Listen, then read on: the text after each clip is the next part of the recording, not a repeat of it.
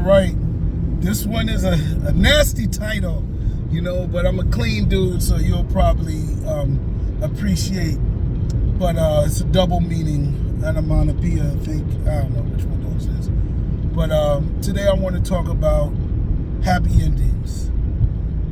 So let's see if I can get one to this blog. My name is Jeff Carroll. I'm a sci-fi writer.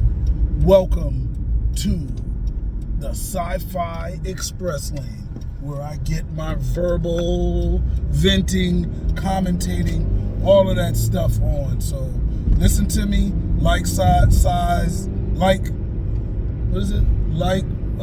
follow and subscribe. And at the end, you can join in and make a commentary. All right? So today I want to talk about happy endings. What do I mean about happy endings? Well, I actually need some notes this time. If I get to a red light, I'll read the notes. But happy endings are important to me, right?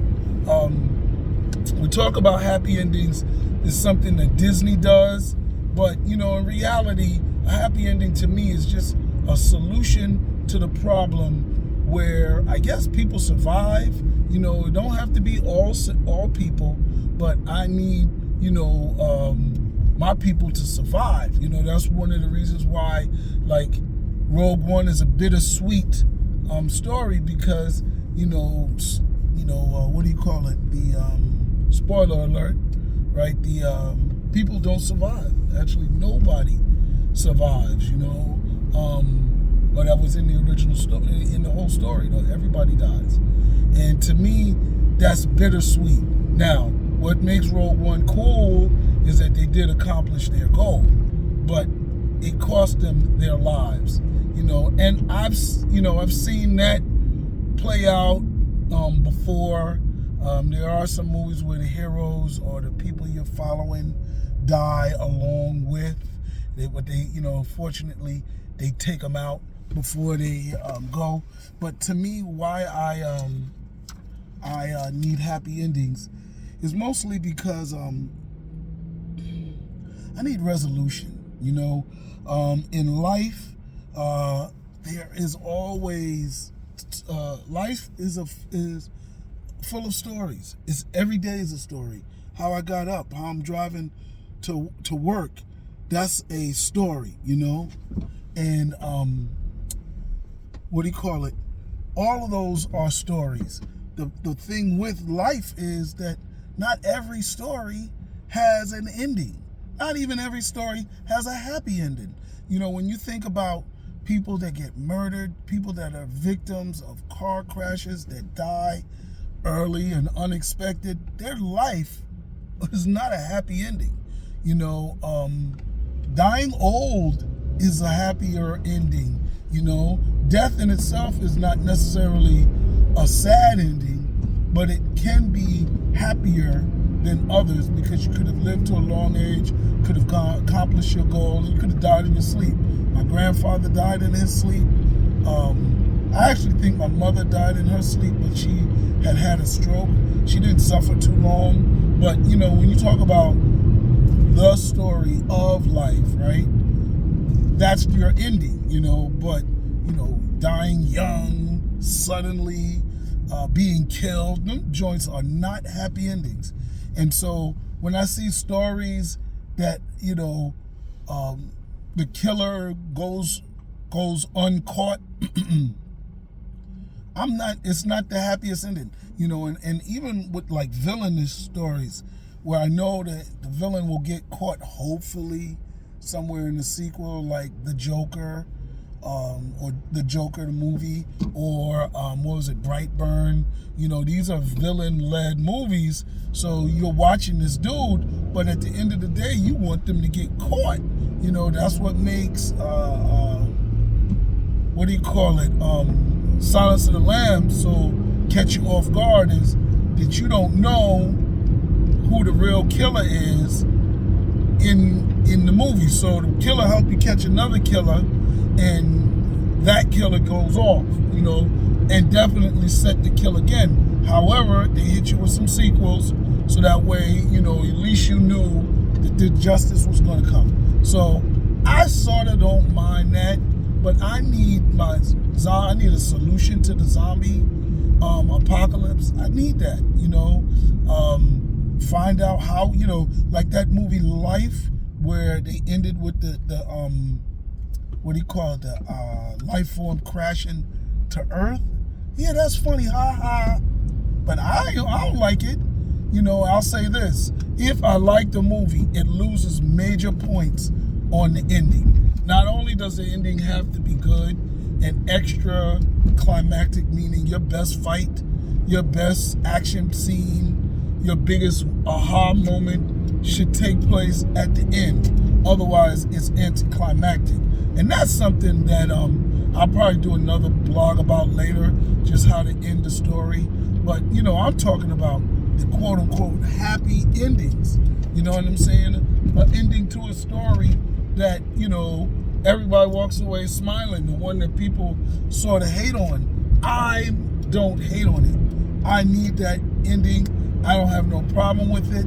I think there's enough problems in the world that I don't want to go to sleep thinking about how to kill these zombies. I don't want to go to sleep with this alien on my mind. Now, I don't mind going to sleep by like, if the zombie outbreak comes, what you gonna do? I don't mind that, because in that I can say, well, I need to make sure I get this and that, because this is what kills them. I think when I think of the stress caused by not knowing how to kill a monster in the movie, it reminds me of pest control. I've had a field mouse in my house. I live in Florida, and that joint is irritating. How do you get rid of them? Fortunately, cheese worked for me, and I got 2 of them. When they deforest these areas, these mice don't know where to go, and they get into your house, or roaches. Sheesh, good God, that's something that, until you know how to combat it, you can't sleep at night. I don't know, I can't sleep. I don't want to hear any kind of nature, I wanted nature, uninvited nature in my house, insects mostly. But I can't sleep, and that's how it feels to me when you don't know how to kill a monster, or a zombie, whatever it is. Don't know how to solve a thing. Kill Jason, even if you know he's gonna come back. They got to kill Jason every movie. Freddy. I'm like, you got to be able to not dream. It's gonna be hard, but I need to have it. And I also think I was talking to somebody else about this, and it made me think of funerals. How many funerals do you go to where there's no conclusion? I had a friend that said they waited to ask their mother a paternity situation, and like who was the father action, and moms died. You know what I'm saying? Before they could ask them the question. Forget about the money. Where'd you leave the money and all of that? Who the heck is the father? And did you know, and all that other stuff. That's crazy. But yeah, there's a lot of funerals that happen with unresolved questions. Holy moly. And then again, those are not happy endings for the people. Now, maybe they can continue and go on a quest to find the answers, but to be honest, that's another story. That particular story ended without a happy ending. So I don't know. I'm trying to make a case for it, because I don't want to just say this is something that I do.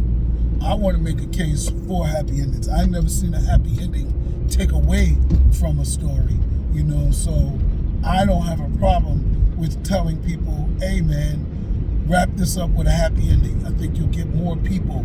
I think more people will talk about your particular story because it has a happy ending. I think unhappy endings or unresolved endings started when people wanted to have sequels to their stories.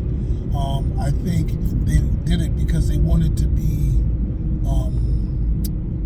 it was like a gimmick, I also think like happy endings, somewhat probably in stories like Twilight Zone, were to spook you out, to scare you. And in some regards, I don't mind that, but I definitely prefer, because I think if you create a real scary scenario, people will recreate that scenario in their head. Now, is it true if you go there? Like this movie I saw, The Descent. The girls climbed down in a cave and got stuck there, and they found life forms in there that ate them and killed them all. Yeah, that is scary. But what I'm going to feel is like I'm not going to go there. Had the girl got out at the end, or more of them had gotten out and had survived, I would have still been scared of the cave. The fact that they all died, or take something like Blair Witch Project, I don't care if they all died. They could have all made it out of that woods, or one, just to show you that the ghost could kill. If one person made it out of that woods, two people made it out, they escaped, it still is scary. Even though it was a happy ending for that one person, it's still scary. You understand? Jaws, two dudes made it out. Still scary. They killed the shark.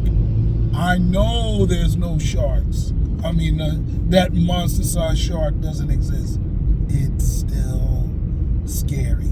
I don't know a movie that I needed to be think it got away for it to be scarier.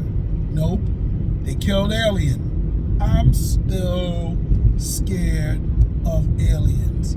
They killed all these little animal things. I'm still scared. It still worked. I didn't get no extra fear from what do you call it? I didn't get no extra fear from them being alive that is needed. All of that is unnecessary overkill scare. I'm good with just being scared with what I saw. Poltergeist. I found out where the ghost came from. I'm still scared. So I don't know. I just will say like this. Maybe I got to figure out, some movies that benefit from bad endings, and you be like, wow, it's good that it was a bad ending. I don't know, even know if you know how to, if that is something that can be said. Oh, it's good that it was a bad ending. I'm happy the thing that scared me got away. Unless it was an anti-hero and they mixed it up, but nah, scare, kill the bad guy. Anyway, that's it.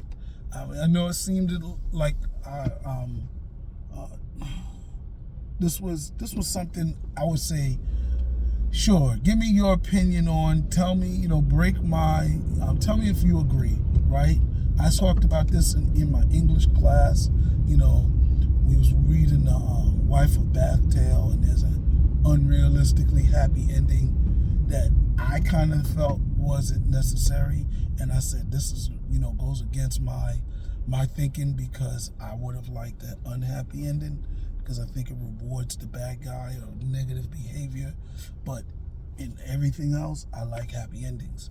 So if you want to challenge me or challenge yourself, find a happy ending, post it in the comments of a story that has a bad ending, but that's good that it had a bad ending. That's it. Find a story that's got a bad ending.